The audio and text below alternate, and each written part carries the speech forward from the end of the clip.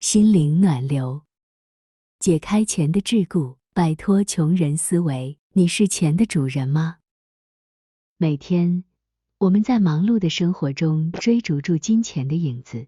无可否认，钱是现代社会不可或缺的一部分，它支撑着我们的生活，为我们提供了所需的资源和机会。然而，在这追逐金钱的过程中，我们是否曾想过自己是否真正拥有了金钱，还是反而成为了金钱的奴隶？让我们深入探讨小心那些穷人思维，以及如何解开钱的桎梏，成为自己财富的主人。请记得帮忙订阅、按赞及分享，并留下您的宝贵意见，让我们可以持续创作及分享更精彩有内涵的文章。谢谢。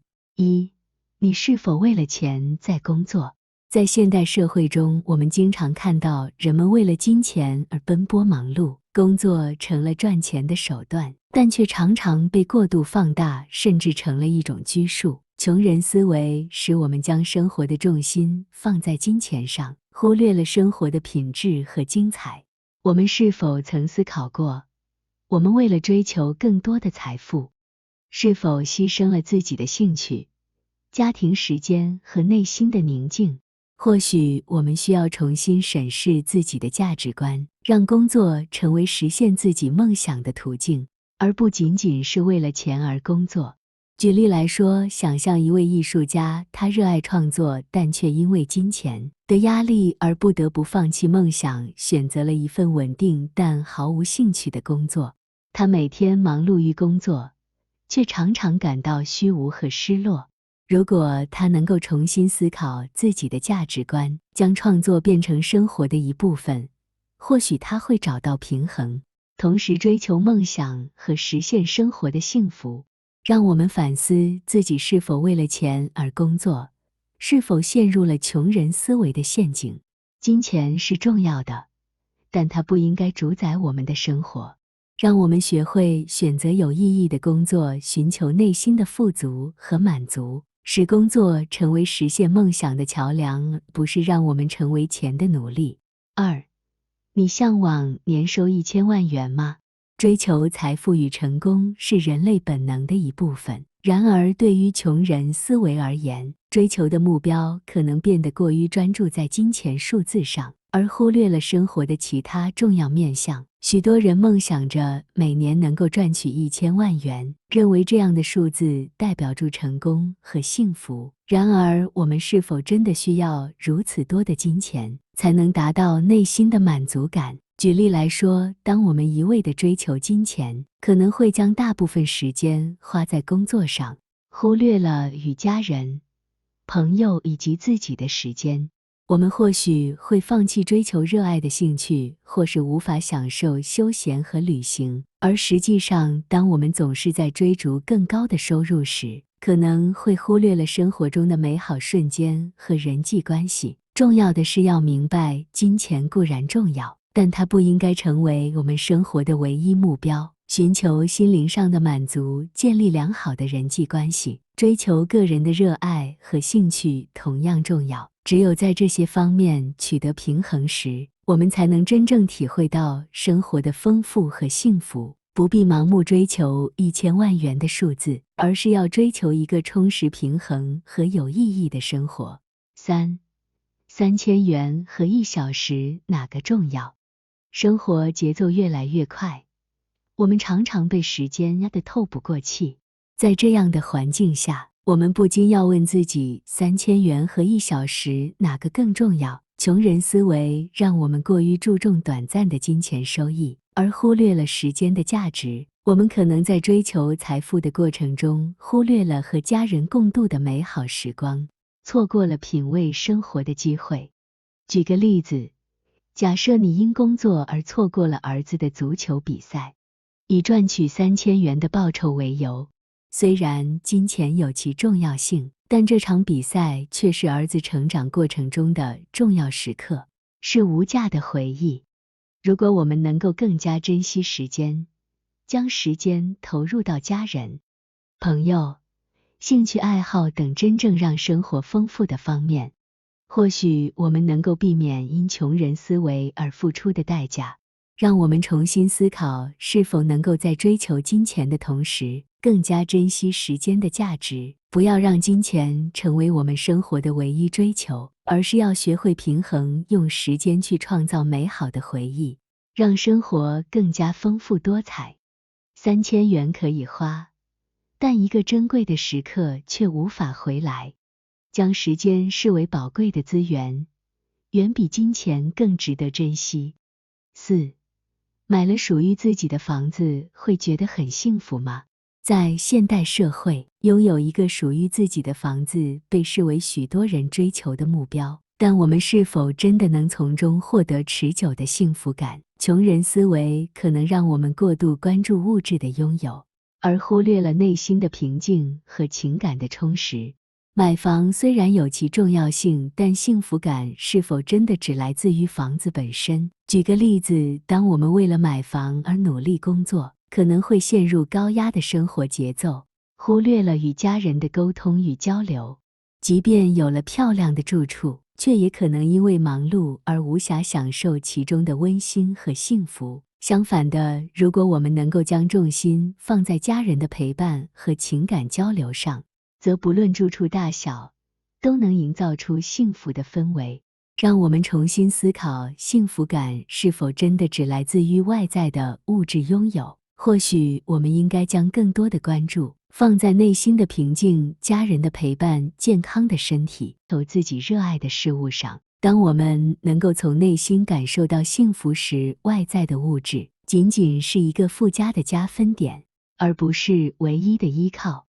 幸福是一种内在的状态，只有我们在心灵中找到平衡，才能真正体会到幸福的意义。5. 你想付多少税金？税金是社会运作的基石，它支持着公共事业基础建设和社会福利，确保社会运转的平稳。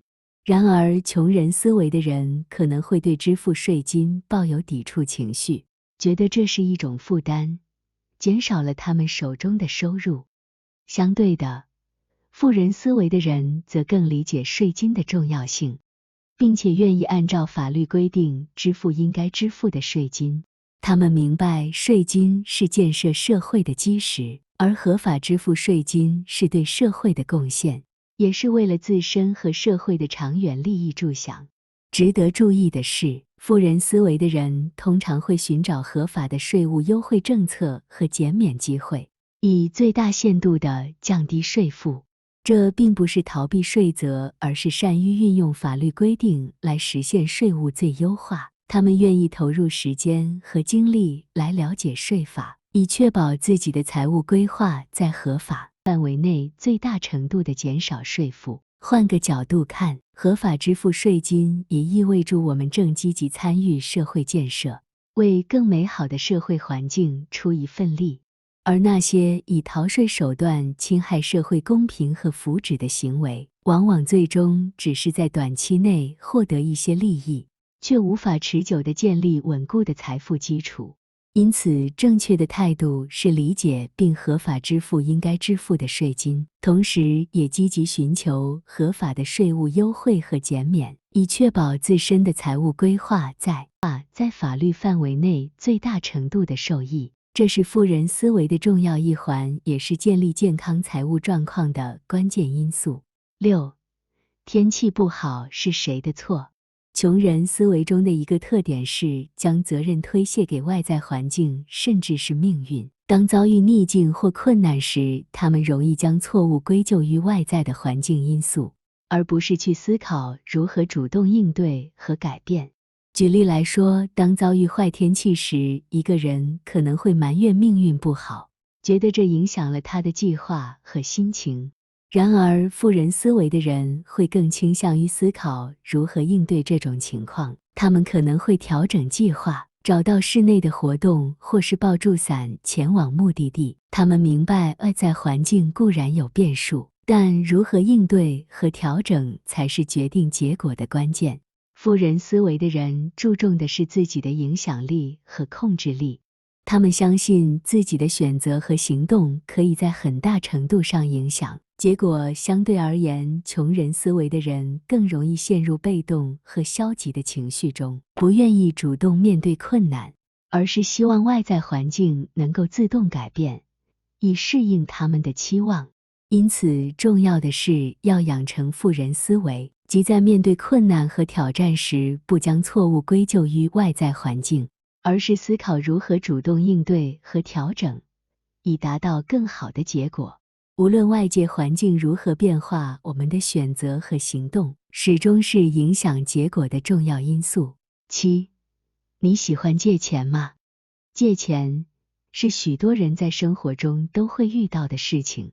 然而，穷人思维的人可能会对借钱产生抗拒情绪，觉得借钱是一种亏欠，是在向别人低头。他们害怕债务的压力，往往选择不借钱，或者尽可能避免借钱的情况。相对的，富人思维的人对借钱有更理性和成熟的看法。他们知道借钱不是一种耻辱，而是一种智慧的财务规划。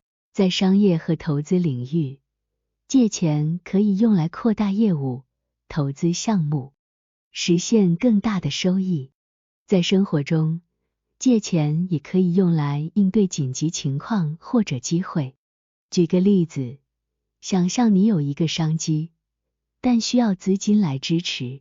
富人思维的人可能会选择借钱投资以实现更大的利润，而穷人思维的人则可能因为害怕借钱而错失这个机会。然而，富人思维的人借钱也是有节制的，他们会谨慎评估借款的风险和回报，确保借款用于有价值的事情上，并有能力按时还款。他们明白借钱需要负担利息，因此会寻找最有利的借款方式，以减少财务成本。总之，借钱本身并没有对错之分，关键在于如何合理运用借款来实现财务目标。富人思维的人懂得在需要的时候运用借款来扩大财富，同时保持理性和谨慎。与此同时，他们也不会盲目地陷入债务陷阱，而是讲求风险控制，确保借款带来的是正向的效益。在追求财富和成功的过程中，我们不应该成为钱的奴隶，更不应该被穷人思维所困扰。富人思维并不只是关于金钱，更是一种智慧和心态。我们应该学会理性地看待钱财，善用它来创造更多的价值，而不是被它所束缚。穷人思维往往限制了我们的视野和可能性，然而我们可以选择转变思维，从富人思维的角度来看待生活和财富。这意味着我们要理解价值、风险和机会，用更明智的方式投资时间和金钱，并在追求财富的同时保持正直和诚信。请记得，我们的价值不仅取决于银行账户的数字，更取决于我们对自己、他人和社会所做的贡献。富人思维不仅是一种个人的追求，也是一种对社会的回馈和责任。让我们用富人思维的智慧，创造更丰富、有意义的人生，并在成功的道路上展现出坚持不懈的勇气和智慧。谢谢观看，请记得按赞、订阅、分享，开启小铃铛，才不会错过影片通知。